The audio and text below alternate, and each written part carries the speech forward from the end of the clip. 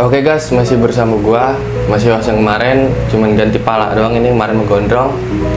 Sama seperti kemarin kita bakal berbincang, nerusin part selanjutnya. Buat yang belum nonton part satunya ada di channel kami di Sang Pewaris Leluhur Official.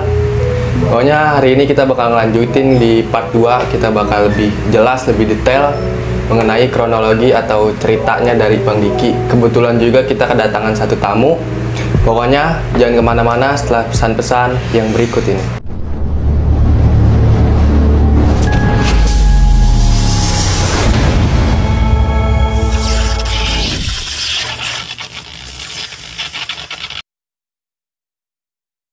Oke, sebelum kita menyambung pertanyaan yang di part 1 kemarin, kita tanya ke personal dulu nih. Kebetulan kita kedatangan tamu nih. Siapa bang? Namanya bang? Boleh bang? Assalamualaikum, nama saya Amai Apria. Amai Apria, ya. Bisa dipanggil? Amai. Bang Amai aja ya? Iya, Amai. Sebelahnya udah pasti tahu ya siapa yang kemarin ada di part 1, Bang Diki. Siap. Oke, kita langsung aja nih ya ke pertanyaan pertama nih.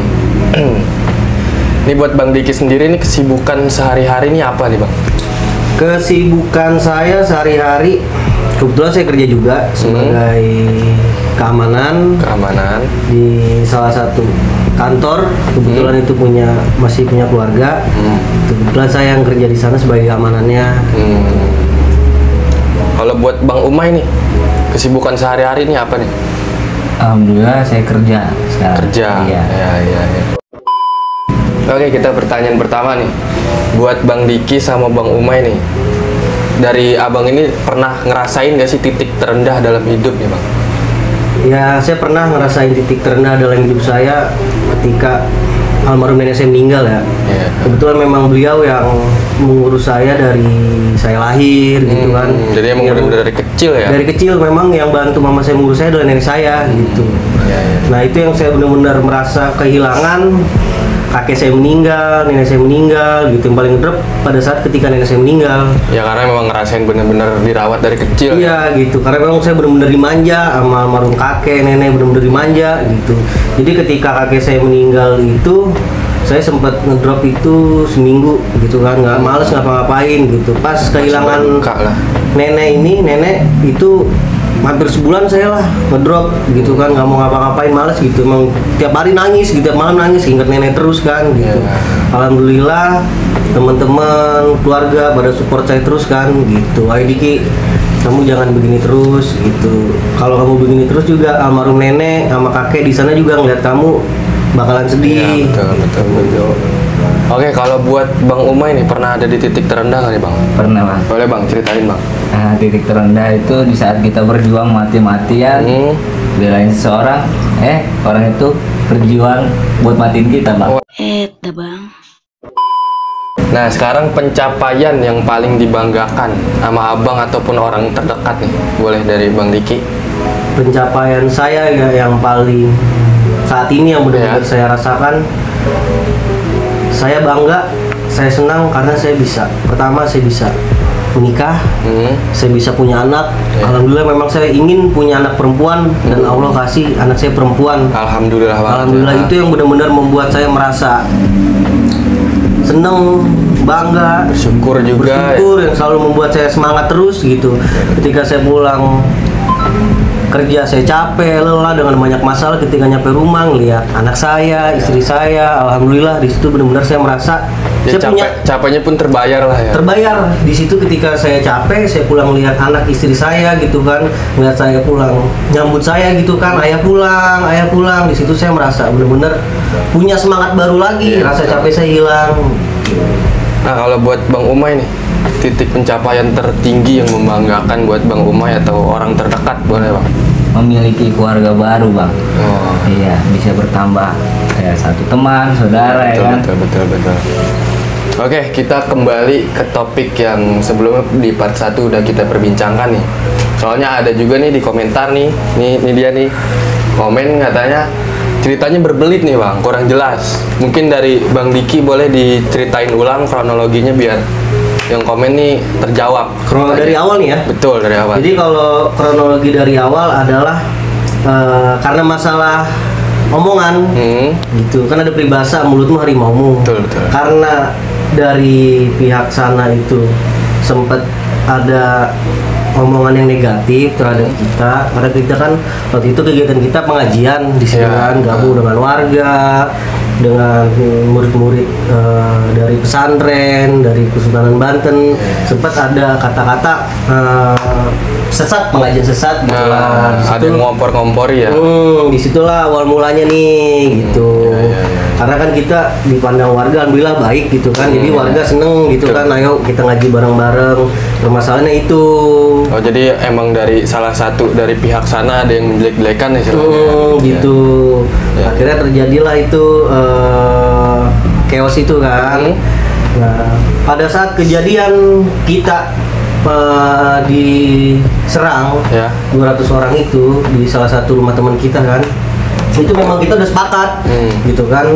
Pada saat dapat kabar bahwasannya besok kita bakal diserang, jadi saya itu bertujuh kan, gitu, saya, Danu, Kata, Amai, Apit, dan Telo.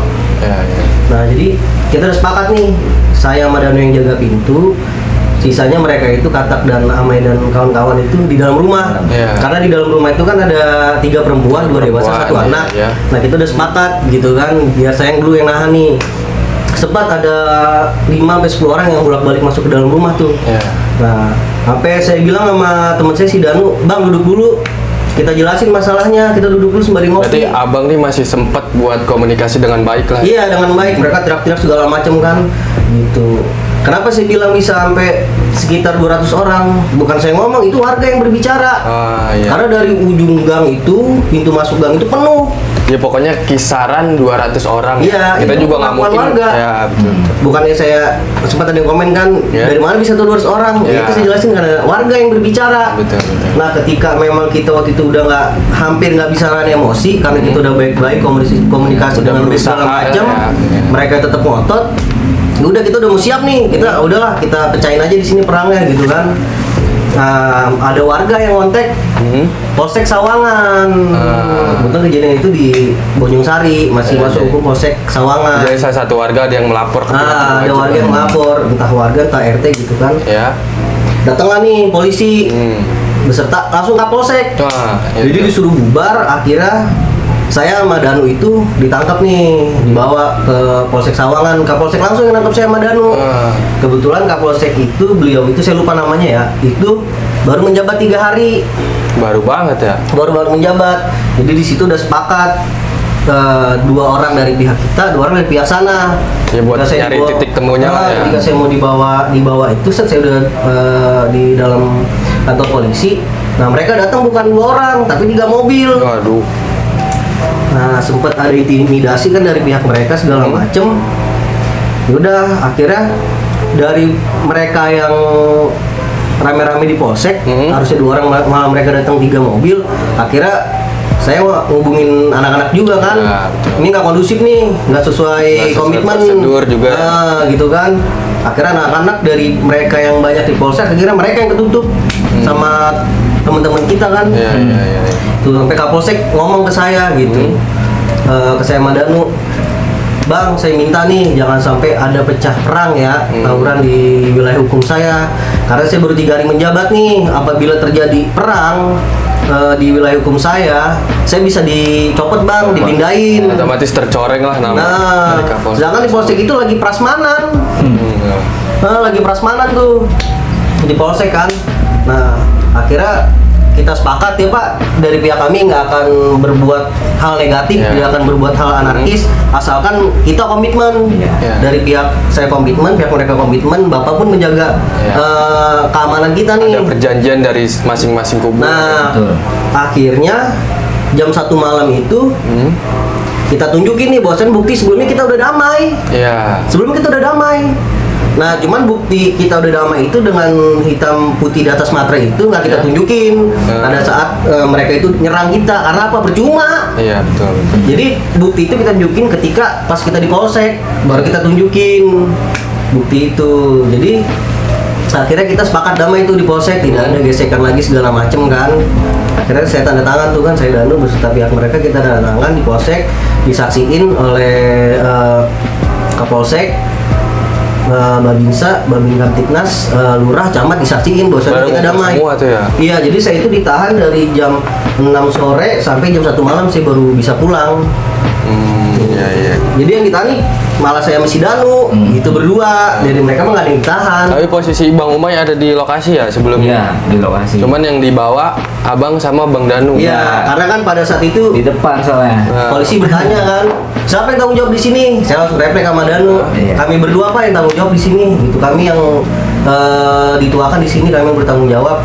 Itu makanya udah kalian langsung ikut masuk mobil, keterangan di kantor polisi. Gitu.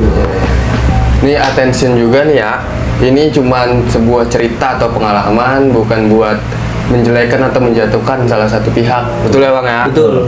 Betul. Oke, kita ke pertanyaan selanjutnya nih. Ngomong soal pengalaman, buat Bang Umay nih, ada pengalaman nggak tuh Bang? Entah itu lucu lah, sedih atau bahagia tuh Bang, boleh Bang ceritain tuh. Banyak sih Bang, kalau masalah pengalaman ya, cuman pada intinya aja. Ya alhamdulillah selama kita deket gitu ya, dapat pelajaran baru yang kita belum pernah tahu, belum pernah nginget. Temu orang baru ya. Ya alhamdulillahnya tambah pengalaman saya. Iya, betul. Berarti Bang Umay ini sebelumnya memang udah kenal katak ya? Saya kenal ketika pas kejadian itu aja sih. Jadi pas banget kejadian itu. Pas kejadian itu, Iya, karena iya. saya juga kan di kontak sama ketum ya waktu itu. Ada keos nih saudara begini. Oh berarti sebelum kejadian itu abang memang belum datang. Jadi datangnya di kontak tuh. Di kontak. Akhirnya saya kesana sama saudara sama si Edi itu. Kesana. Pas saya lihat ada Bang Diki, ada Bang Danu. Nah dari situ saya baru deket sama Bang Kata. Setelah jeda kejadian itu karena masih berlanjut kedua dan terakhirnya saya sempat jalan sama si Katak itu ke Polsek. Karena nyari Bang Diki atau Bang Danu. Karena dari bawah ya. Iya. Terus kata Katak, "Bang, lu aja dah ke Polsek." "Kenapa emang, Bang?" Wah, enggak dah kalau ke Polsek. Akhirnya saking kita bingung kemana, larilah kita pergi ke musola. Nah di situ saya ngobrol sama dia. Nah dikasih kenang-kenangan nih Bang. Apa tuh kalau boleh tahu tuh? Cincin. Coba Bang kasih tahu ke kamera. Dari gelang bahar. Cincin dari gelang bahar. Iya, Bang Katak. Nih Bang, pakai Bang. Siapa tahu bermanfaat. Oh iya Bang, alhamdulillah. Nah dari situ ya udah saya rawat ya kan, karena pemberian amanah gitu ya kan. Betul. Saya rawat nih. Akhirnya ya udah bulan sini makin lama makin deket kan. Ngobrol sharing-sharing. Akhirnya setelah kejadian itu ya udah kita jadiin pengalaman gitu. Betul. Berarti emang sebelumnya juga abang emang makin kesini makin deket lah sama Katak ya. Oke Bang, buat meluruskan juga nih, itu sebenarnya yang kronologi pengen tempur itu bukan anak sekolah kan sebenarnya ya? Bukan anak sekolah. Itu kejadian 2018, usia kita udah bukan usia anak sekolah lagi gitu.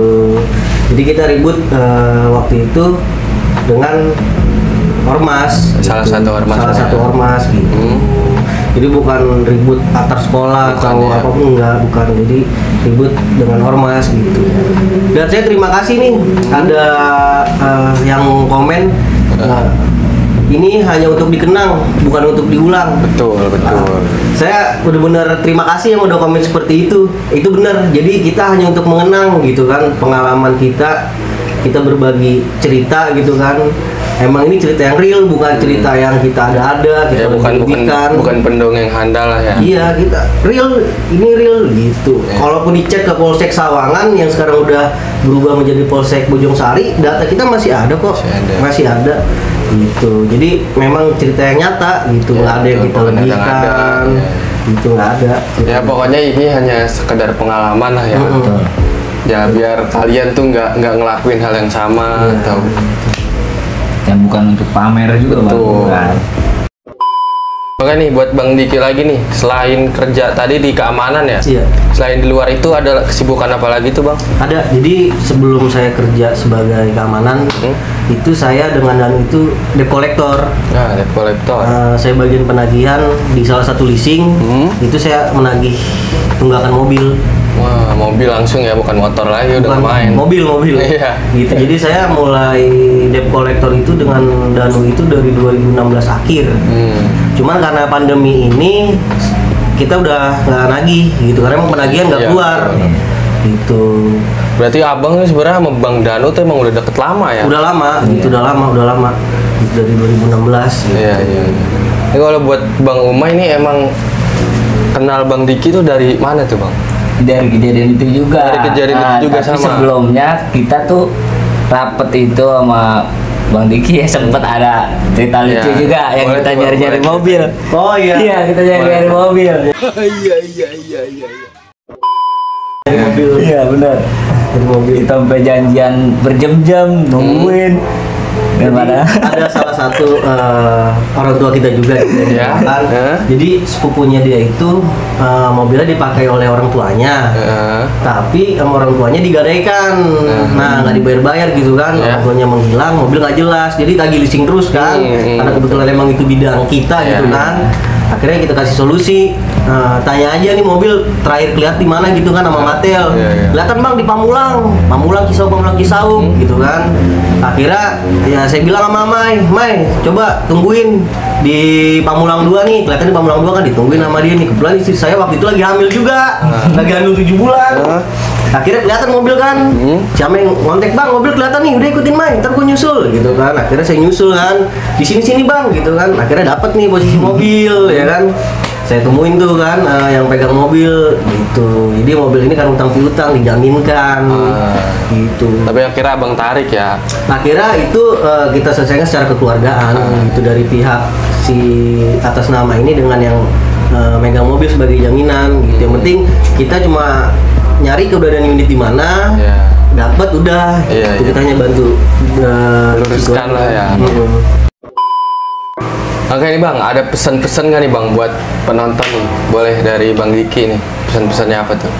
Pesan-pesan saya masih tetap seperti kemarin gitu. Intinya kita jangan berbuat sesuatu hal yang belum kita pikir resiko dan efeknya gitu. Dan pada saat kejadian kemarin juga itu kalau memang seandainya terjadi kita ribut, kita perang, saya udah pikir resiko konsekuensinya seperti apa. Berpikir panjang. Iya. Iya, saya udah berpikir ini pasti resikonya penjara. Dan saya waktu itu dengan Danu, dengan Katak, dengan Ame dan kawan-kawan itu udah siap. Itu udah siap apabila memang harus di penjara gitu. Itu udah siap gitu. Cuman sekarang karena memang saya udah berkeluarga, Amai sudah berkeluarga, Danu sudah berkeluarga dan lain-lain udah berkeluarga. Ya lebih berpikir panjang Iya, gitu. udah bukan masanya, Bang. Iya. Masanya apabila ada terjadi hal seperti ini lagi gitu kan, ya saya akan berusaha menghindar Ya, gitu. karena efeknya bukan hanya ke diri sendiri Iya, ya. Betul. betul. Intinya kita menghindar lah, kalau emang udah nggak bisa menghindar segala macem dibanding kita yang kenapa-napa, ya mending dia kenapa-napa gitu. Nah, kalau buat Bang Umay nih, pesan-pesannya nih buat penonton nih boleh. Simpel aja sih, Bang. Nah, hargailah orang kalau kita mau dihargain, udah gitu aja. Dan Ane juga makasih banyak nih buat awang kita nih, Bang Dul. Ya, Ane Ya, udah punya banyak. channel. Iya, udah punya channel ini, udah banyak pelajaran yang Ane terima gitu. Iya. Alhamdulillah. Terima kasih Bang Dullah dan seluruh yang terlibat dalam Sang Pewaris seluruh official. Terima kasih kita udah diundang, sudah bisa berbagi cerita di sini dengan orang banyak di luar sana tentang pengalaman kita. Saya terima kasih banyak kepada Bang Dullah dan rekan-rekan Sang Pewaris seluruh official. Semoga channel ini bisa bermanfaat untuk masyarakat banyak. Betul. Ambil hal positifnya, buang hal negatifnya. Karena semua itu kembali kepada diri kita masing-masing. Siap. Kita mau ambil positifnya atau negatifnya. Kalau kita ambil positifnya, insya Allah pasti ada kemaslahatan ke depannya untuk kita.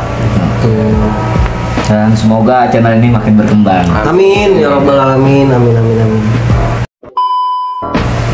Oke guys, sekian itu aja perbincangan kita pada konten kali ini. Jika kalian suka dengan konten seperti ini, jangan lupa di like, comment, and subscribe. Aktifin juga tombol lonceng notifikasinya agar nggak ketinggalan video terbaru dari kita. Dan jangan lupa tonton juga series film kita di channel Sang Pewaris Leluhur Official. Itu aja, see you next video.